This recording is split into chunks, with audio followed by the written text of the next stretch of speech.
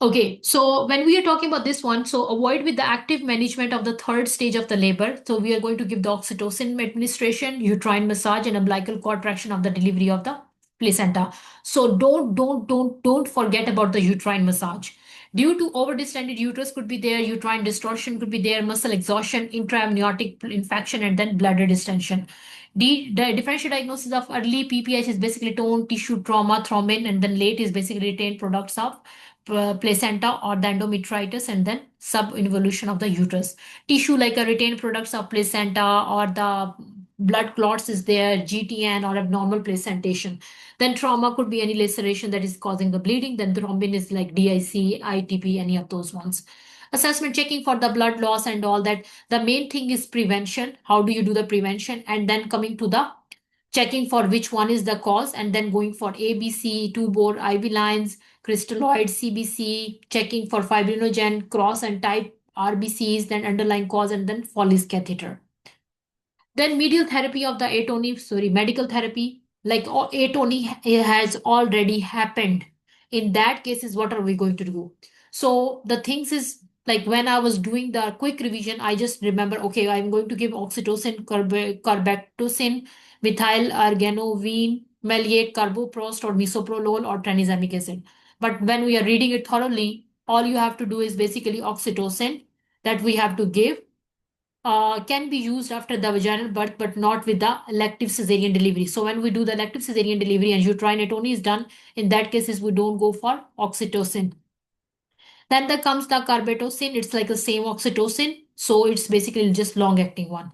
And it's basically used for the elective cesarean delivery. So you need an idea which one is given for which one. So for vaginal, we give oxytocin. For elective cesarean delivery, we give the carbetocin. Then the methyl arganovine is basically can be given. It's basically contraindicated in HTN, like hypertension.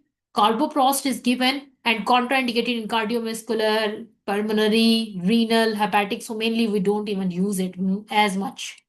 Then the misoprolol is can be given, but it can cause fever. Then the tranexamic acid is one of the most common, and usually we start with this one. Then the local control of atony is bimanual massage. I told you before starting for any invasive procedure, we go for non-invasive procedure. So think of this one first. Massage, uterine packing, then going for any oxytocin or whatever. Obviously, we are going to start those ones as well, just to avoid going for further. Then manual removing of the retained placenta. The word bimanual massage is one of the, like I would say, it's very important, especially in this topic. Surgical therapy, dilation and curettage, embolization, laparotomy, and then hysterectomy.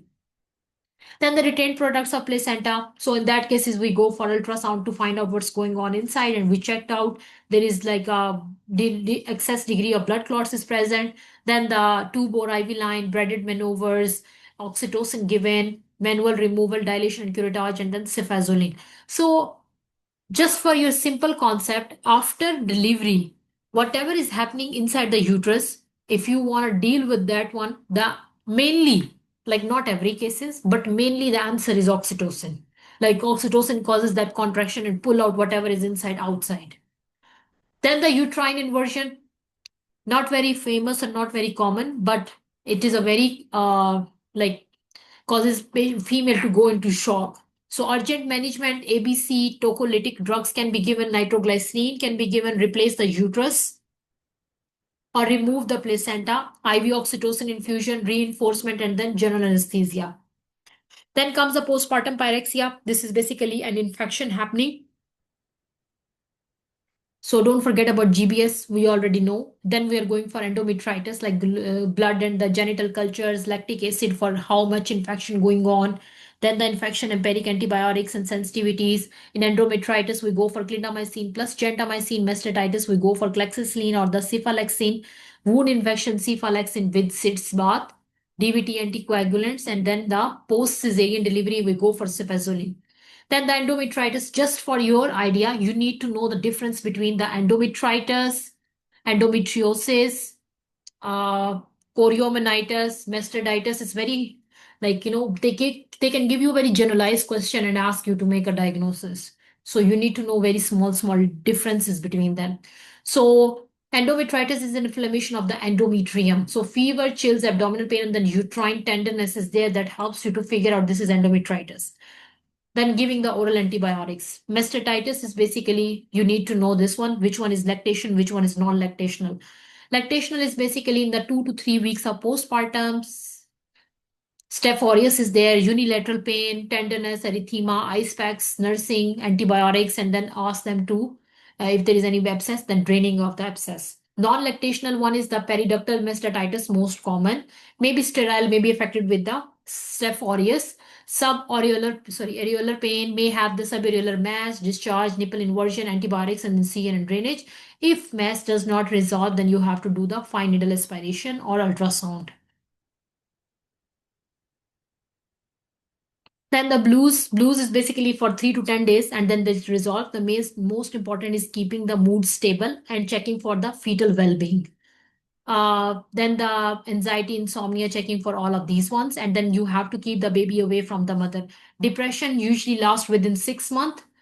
So you need to know the difference between blues and depression. It can be given in a scenario and ask you to make the diagnosis. So this one could be stressful life or no sport. It's a very like the most common is no sport when a female is living by herself. Unwanted pregnancy, colicky, or sick infant. In that cases, you have to look for the infant or any homicidal or infantile ideation. So keep the baby away from the mother. Then the postpartum psychosis. This one is like first 2 weeks and can last for months. So in this one, you also have to check for the baby safety. Then the last topic, postpartum care. In this one, the most important thing is talking about immunization.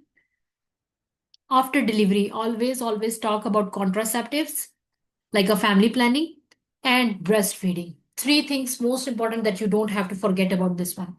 Then the breastfeeding, when we are talking about breastfeeding itself is a contraceptive. Until they do the breastfeeding, there is no chances or less chances of having the delivered baby or pregnancy. Then be careful, be fit, birth control, bladder, blood pressure, blood tests, blues, bowel, and the breast and physical examination. Then talk about immunization if the hepatitis B needs to be given. Many females does not even have measles, mumps, rubella. In those cases, offering then those ones. Then checking for the physiological changes of the postpartum like weight gain, ovulation, any body changes like a thyroid, diabetes, in those ones following up. Then the breastfeeding problems, you have to tell them how to do it. If there is any mastitis or any nipple problems, discussing those ones. Then the bladder dysfunction could be there, like a stress incontinence could be there in the start. So asking them to do the Kegel exercises. Don't just start any medicine, Kegel exercises. Puerperal pain, after pains common in last 3 days due to uterine contractions. Then the breastfeeding and the drugs, just for your knowledge, you can memorize these ones. So